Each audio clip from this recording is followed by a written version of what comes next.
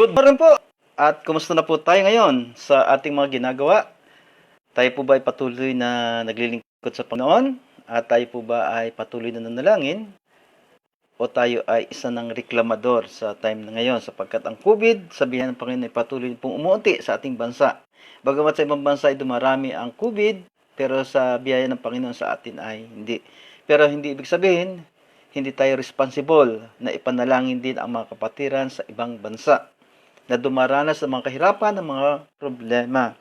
So, alam niyo po ba na minsan na may isang nagko-comment na bakit ang mga leader o yung mga lingkod ng Diyos yata ang aking tinitira. So, hindi ko po tinitira yun, kundi sila po ay sa biyaya ng Panginoon ay iniiwas sa tinatawag na kaparusahan ng Diyos. Sapagkat ang una pong pinarurusahan ng Diyos yung mga leader. At maging sa Santiago, higit na doble ang pagpapalo ng leader. Yan ha, doble ang pagpapalo ng leader kaysa doon sa mga followers. At ganoon din sa sinasabi ng Lucas, pag maraming alam, malaki ang responsibilidad. Ngayon, kung ang naituturo ng leader ay medyo hindi maganda at sinasabi ng leader na ito ang tama, bagamat hindi siya nag-aaral, yung sinasabing study to show thyself approved unto God. Yung talagang sabi din ni Pedro sa Acts sa chapter 6 na panalangin ang kinakailangan nila. Prayer, di ba ba?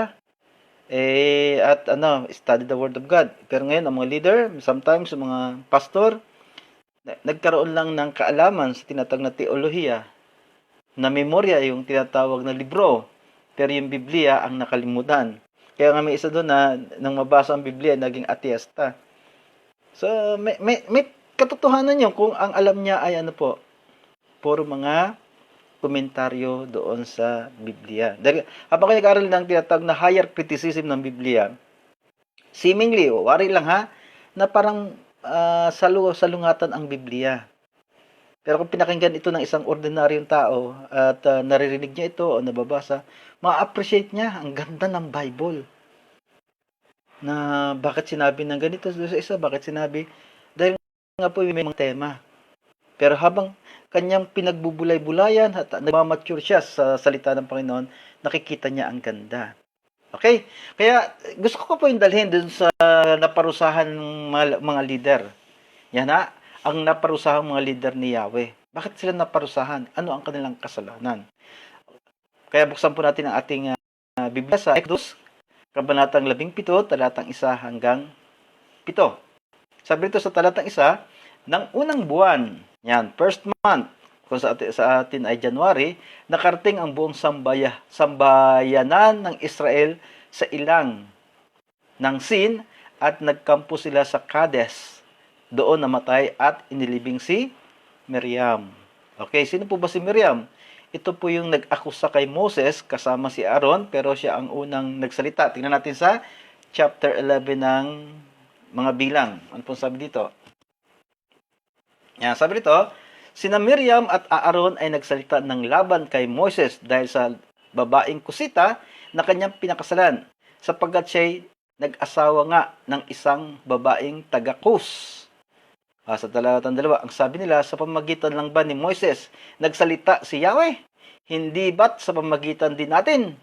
Narinig ni Yahweh ang usapan nilang ito. Si Moses naman ang isang taong na mapagpakumbaba, higit kanino mang nabubuhay sa ibabaw ng lupa. So very humble si Moses. Yun ang pagkakasabi. Pero kinikritisize siya ng ni Miriam at Aaron. Kaya ang naparusahan ay si Miriam. Dahil nga doon sa ganoong kay Moses. At hindi naman natin alam kung si Sipora ay yun din yung kusita o namatay si Sipora at dahil nga lumida rin si Moises nung time na nag-asawa at 40 years, hindi natin alam kung si Sipora ay ganoon din, namatay sa ilang, hindi natin sure ha? At nag-asawa ng bata na kusita, na bawal yun. Kaya kung ganon, ang lumabag sa kasulatan ay si Moses muna. Yan ang nangyari. Kung yun ha, hindi ko sinabing yun na nga, kundi kung yun ang nangyari. Dahil sa mga komentaryo ay maraming mga paliwanag. Ngayon, magpatuloy po tayo. Sa talatang 2, wala silang makuhang tubig doon. Kaya nagpulong sila labang kina Moses at Aaron. Sinabi nila, mabuti pa'y mamatay. Mabuti pa'y namatay na kami sa harap ng tolda ni Yahweh. Kasama ng iba na naming mga kapatid. Bakit pa ninyo kami dinala rito? Upang patayin ba kasama ng aming mga alagang hayop? Bakit ninyo kami inilabas sa Ehipto?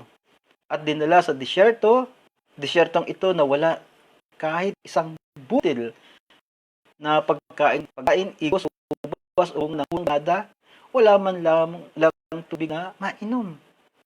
Alam niyo po, ito ang problema ng mga Israelita. At tingnan natin din tayo mga Kristiyano, madaling magreklamo.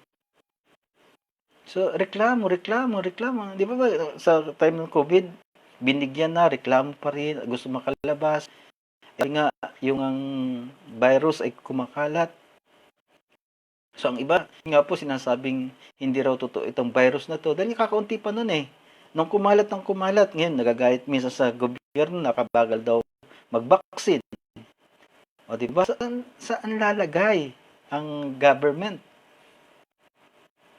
Kaya makikita natin ganun ang ugali na isa natin na reklamador.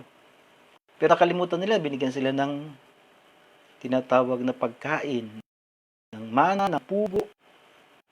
Pero sa bandang huli na kalimutan nila dahil walang tubig. Yan po. Kaya ano pong ginawa? Ito ang gusto ko sa leader. Sabi rito, nanalangin, nagpunta sina Moses at Aaron sa may pintuan ng tuldang tipanan at nagpatira pa roon. Nagniningning sa kanila ang kaluwalhatian ni Yahweh. Sinabi ni Yahweh kay Moses, dalhin mo ang tungkod na nasa harap ng kaban ng tipan at isama ninyo ni Aaron ang buong bayan sa harap ng malaking bato. Pagdating doon, magsalita ka sa bato. So yun po ang sinabi, magsalita ka sa bato at lalabas ang tubig para sa taong bayan at sa kanilang mga alagang hayop. Kinuha nga ni Moises ang tungkod mula sa kaban ng tipan. So ito po ang sinabi, magsalita doon sa bato. Pero pag magsasalita doon sa bato.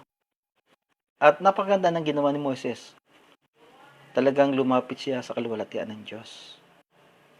Kaya lang yun nga, impossible, di ba? Pag magsasalita doon sa bato, lalabas ang tubig. Kaya doon sa chapter 2 ng Juan, makikita nyo doon. So lumapit si Mary kay Jesus Christ, sabi wala nang alak sila. Pero kita nyo, yung pagtitiwala ni Mary doon sa Panginoon, tulad din ng pagtitiwala niya doon sa anghel na nagsabi na mangyari ang kalooban ni Yahweh na siya ay magbubuntis kahit siya ay tinatawag na walang asawa o birhen pa. Kaya yun po, napakaganda. At ito nga po ay ganun ang ginawa nila Moises, lumapit, at yun nga, sabi ng Diyos, kausapin mo yung bato. Ngayon, sa talata 10, tinipon ni na Moises at Aaron sa harap ng malaking bato ang buong bayan. Sinabi niya, makinig kayo, mga mapanghimagsik. Gusto ba ninyong magpabukal pa kami ng tubig mula sa batong ito? Pagkasabi noon, 2 ulit na pinalo ni Moises ang bato sa pamamagitan ng tungkod.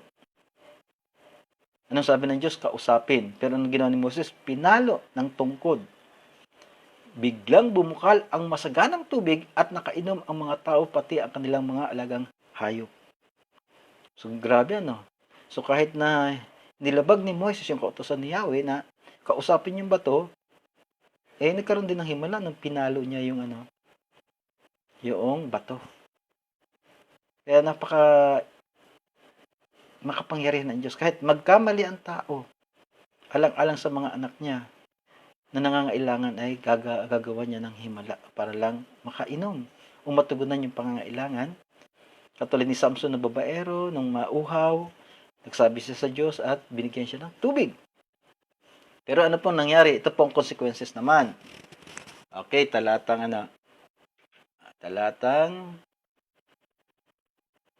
12. Ngunit pinagsabihan ni Yahweh sina Moises at Aaron. Sabi niya, dahil kulang ang inyong pananalig sa akin na maipakita ko sa mga Israelita na ako'y banal. Hindi kayo ang magdadala sa bayang ito sa lupang ibibigay ko sa kanila. Kaya patawarin tayo ng Diyos. Kung tayo ay nagpakita ng himala sa pangalan ng Diyos na mali naman sa iniuutos ng Diyos. Nawawala pala yung kanyang kaluwalhatian. Yan. Kaya sabi nila, hindi kayo magdadala. So, okay, kayo ay mga leader, pero hindi kayo ang makakatanggap ng aking ipinangako. Anong ipinangako ng Diyos? Sila ay makakapunta doon sa lupang pangako. Kaya dalawa lang nakapasok doon. Ay, tatlo pala. Sino pong nakapasok sa lupang pangako? Una, si Joshua, ayan, Josue, yan, at si Caleb. Yan, si Caleb. At sino pa yung isa? Sino pa yung isa na nakapasok sa promised land? Kaya tatlo. So, yung nanampalataya kay Yahweh, bibisitahin sila sa Ehipto at ilalabas sila sa Ehipto. At sabi nga nung taong yun na yung kanyang kalansay ay dadalhin sa lupang pangako. So, nagkatotoo yung pananampalataya ni Jose or ni Joseph na dadalawin ng Diyos at ipupunta sa ipinangako kay Abraham ang totoong lupang pangako na ibibigay doon sa mga anak niya, sa mga inapo niya. So yun po, si Joseph ang pangatlong nakapasok sa promised land. Okay. Ngayon po, sabi rito sa talatang 13, pero bigyan natin pansin dahil kulang ang inyong pananalig sa akin na maipakita ko sa mga Israel na ako'y banal. So yung kabanalan ng Diyos na ang Diyos ay hindi gumagamit ng dahas kundi sa banayad na pagsasalita. Kausapin yung bato at bubukal ng tubig. So, napakabanal ng Diyos. Ayaw kong pero napakabanal ng Diyos. Okay, ito po sabi dito, ipinapaliwanag. Yan. Na ipaliwanag sa ibang talata kung bakit nagalit ang Diyos. Pero bago yung nga pala, sa talatang 13, nangyari ito sa bukal ng Mereba kung saan nagreklamo ang Israel labang kay Yahweh at ipinakita niya na siya ay banal. Pero doon sa ginawa nila Moises, hindi kabanalan nga ni Yahweh ang nakita kundi yung kadakilaan ni Moises at ni Aaron. Yung pala yun. Ngayon, naipaliwanag. Ano pang naipaliwanag? Kung bakit nagalit ang Diyos sa kanyang mga leader. Ba't nawala yung kabanalan ni Yahweh? At itong si Yahweh sa awit 106, buksan po natin mga awit 106, 32-33. At itong si Yahweh, kanilang ginalit sa bukal Mereba. Pero mo, ginalit ang Diyos. Nalagay sa gipit itong si Moses dahil sa kanila. Talatang 33, ito sabi, sa ginawa nila ay lubhang nasaktan.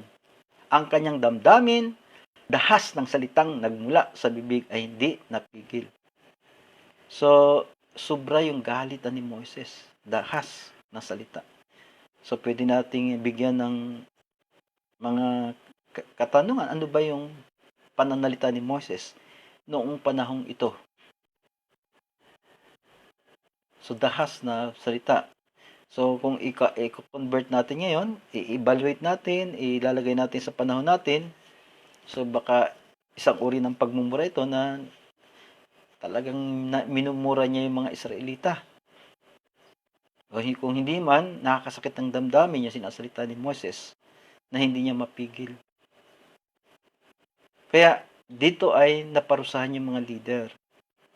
Kaya ito tandaan natin, ang mga leader, yung mga lingkod ng Diyos, hindi ibig sabihin pag sila ay naging pastor ay do not touch my anointed. Wala sa Biblia yon, totoo.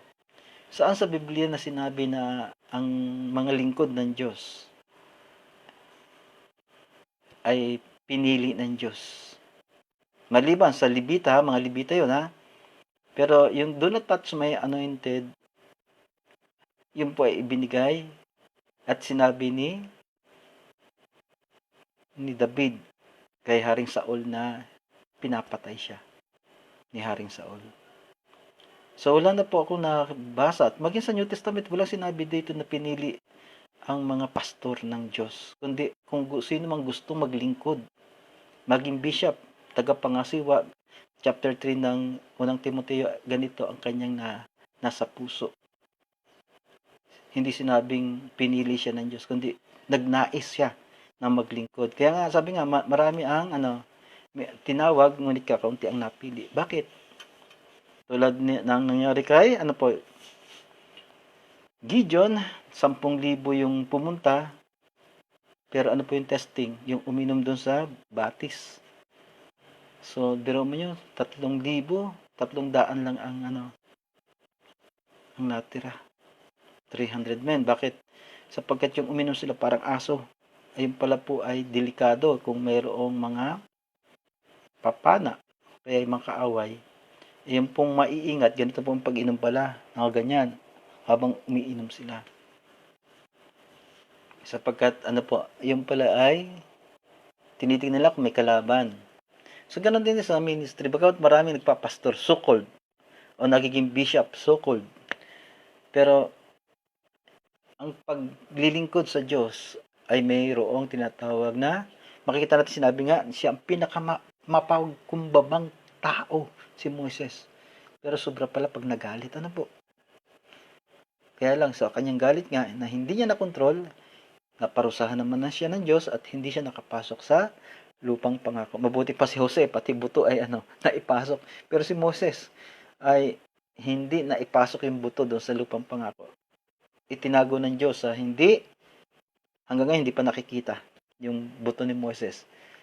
Dahil nga kung nakita yung buto ni Moses, baka gagawin na naman santo, kaya alam niyo mga Pilipino o sino pa man, nanakawin yung buto at gagawin parang agimat.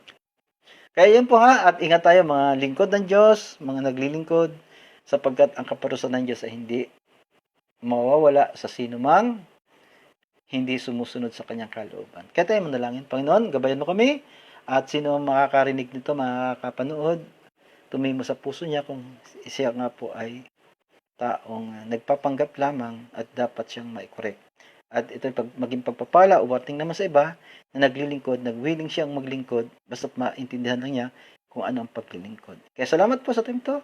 Purihin ka. In Jesus' name we pray. Amen. Okay, God bless you po at magandang umaga sa inyong lahat.